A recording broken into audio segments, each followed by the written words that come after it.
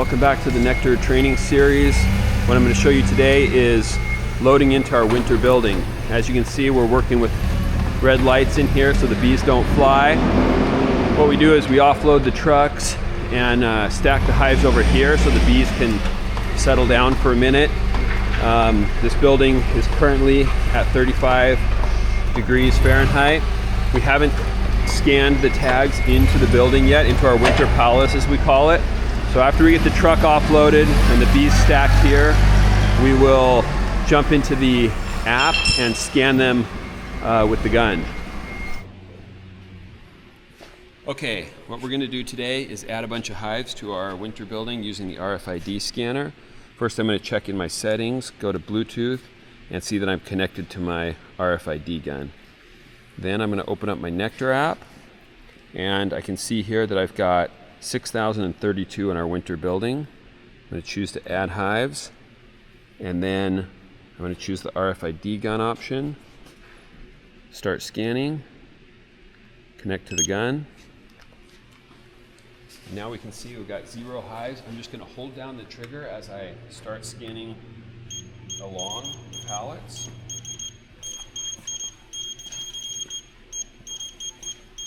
And you can see the green number is counting up as I hold the trigger down. If I let go of the trigger, that little green number will reset itself. I'm going to let go as I walk around to the other side of the pallets. I'm going to start again on this side. You can see how the numbers are continuing to go up. I'm going to end up here with, I believe, around 140 hives this side.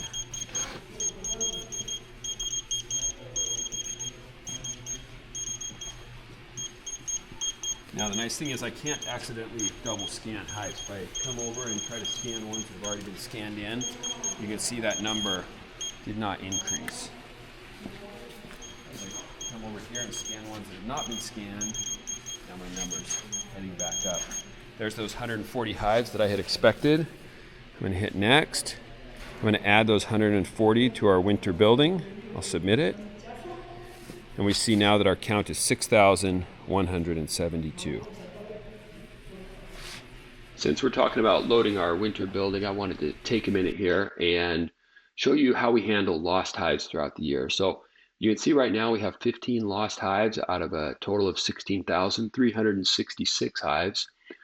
If we come over here to our yard map, we'll see this is our entire area around North Dakota. The yards that are gray like this, that means they have no beehives in them. Those that are green or yellow, that indicates how recently we visited that yard. So as we continue to move bees from the field into our winter building, those dots will change from green or yellow to gray. And over time, we should get everything so that the only yard with green would be our winter building, which as of right now, 7,213 hives inside. So we're just about halfway there. And at the end, we'll take a look at this and see that there will be a few dots here and there that still show bees in them. So if it shows 40 hives, that means we need to get out there and see if we missed a yard. If it shows 1 or 2, that usually is a result of a couple possibilities. One possibility is that somebody forgot to scan a dead out when they picked it up during the summer months. The second possibility is that tag fell off while the bees were in transit. So they could have been coming in, maybe it fell off in the bee yard. Somewhere along the way, a tag got lost.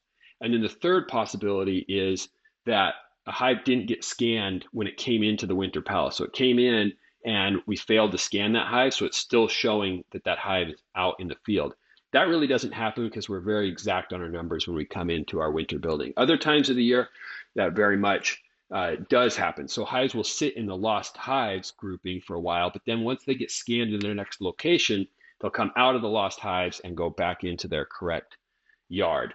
So if we come over here on the manager's portal to Lost Hives section or tab, you can see here, this will bring up a list of those 15 hives that I showed you earlier.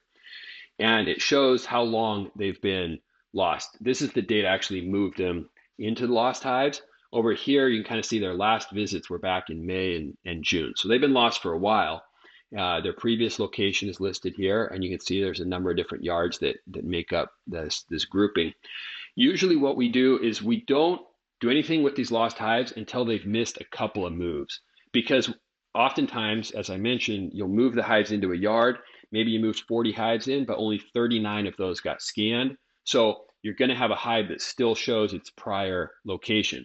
But once we know all the hives are out of the orchards or they've moved out of a state, then we can go and flag all those remaining hives as lost hives, and it'll put them into this batch.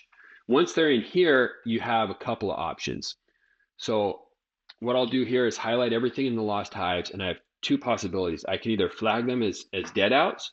So as I mentioned, maybe they didn't get flagged as they died out, and so that's what caused this grouping.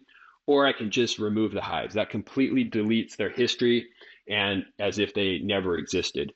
And the tags, of course, either way can then be repurposed onto new hives. I'm not going to do anything right now because, as I mentioned, we're still moving bees into our winter building, and we might still scoop up some of these lost hives. This number has been getting reduced down. I think we had about 30 lost hives when we started moving in. We're down to only 15. So 15 have been discovered that, as I mentioned, the most likely culprit was a dead out that didn't get scanned, or we just missed scanning some, like a pallet got missed when the yard was moved in. Now, I want to show you the last thing I'm going to show is we're going to go back to the whiteboard. We're going to go back to our yard map, and I'm going to show you a yard in California that still shows it has bees in it. And we know those are lost. So let me come scroll out, zoom out. Idaho. There we go. So there's our locations in California. If we zoom in, we have one that's at my house. So that one's alive and well. And right here, if we come into our shop, you can see there's two hives that it shows. And I can look at that yard detail by coming down here and saying view details on this California shop. I know there's no beehives there, so those two are lost hives.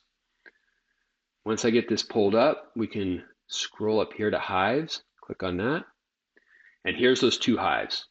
So those were seen back in May and haven't been seen since. So what I'm going to do is I can either clear out, I can choose individual ones, but what I'm going to do up here is click clear out yard. And by doing that, it will move the hives into the lost hives. So if I clear out only, it'll just move these additional two hives into the lost hives grouping. If I clear out and delete, it will move them into the lost hives, as well as then just, it won't even move them. It'll just delete them completely from the operation as it explains there. So what I'm going to do is clear out only. Now my California shop does not have any hives in it. And when I come over here to lost hives, you can see that those two have now been lost just since today. They were in the California shop. And we now have two additional lost hives for a total of 17 lost hives. So as I mentioned, once we're done with everything and they've missed a couple of moves, we'll go in and actually clear out those lost hives. That way we clean up our data. We don't have these stragglers that just remain lost forever. Once we've moved everything into our winter building, we'll go through here and mark all of these, delete them out of the system, and then we know we'll have clean data coming out in the next year. So if you have any questions, please leave them in the comments below and check out the other videos in the Nectar training series.